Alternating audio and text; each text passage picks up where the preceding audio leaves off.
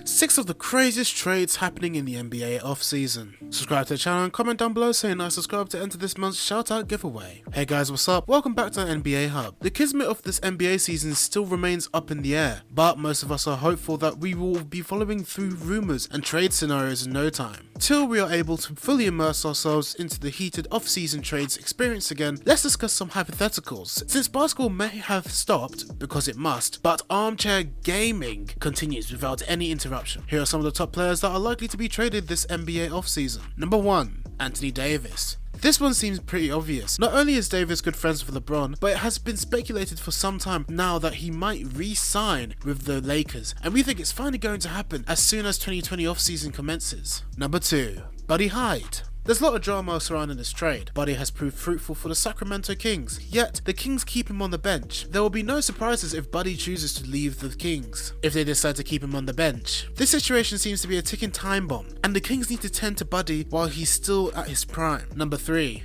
Devin Booker.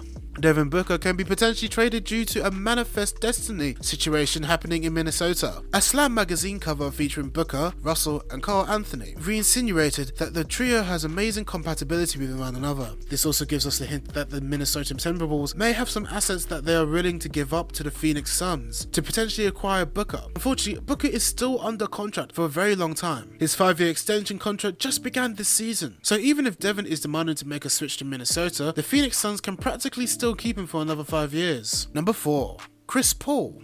This is a significantly more likely scenario as compared to Devin Booker. The rumors surrounding Chris Paul right now seem to imply the New York Knicks are highly interested in trading Paul in order to boost the culture of their franchise. Honestly, we love the idea of Chris Paul on the Knicks team. Chris Paul has the potential to make the Knicks a dark horse candidate during the playoffs. Moreover, Paul could also prove to be a phenomenal for RJ Barrett's development. Number 5. Blake Griffin. It's just a matter of time before the Detroit Pistons let go of Blake Griffin too, which is truly sad considering Griffin had a career year last year, shooting 24.5 points per game and dishing 5 assists per game. He had an amazing player efficiency rating of 21. While Griffin still has a lot of potential, his trade-off depends on how he chooses to play his contract, i.e. if he has another down year, he might be looking at the last year of his contract, but considering his recent performance, we don't think that's happening anytime soon. Moving on, the only team we see trying to acquire Griffin is a team to allow Detroit to dump Griffin's salary and also take on significant assets, but there's no rational reasoning as to why Detroit would do that. Just thinking about it makes us squeamish. How do you fill in the cap space after letting Blake Griffin go? However, just because it doesn't make sense doesn't mean the Detroit Pistons won't do. Will defend Griffin.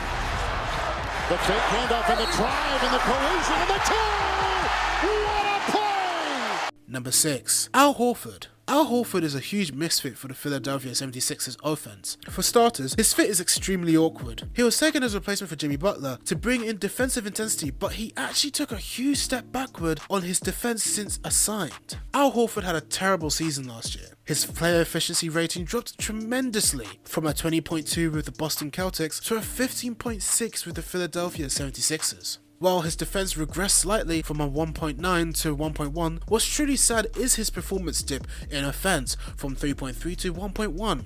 We can't think of a team that would possibly want to trade an overpaid 33-year-old player who recently has been failing to perform.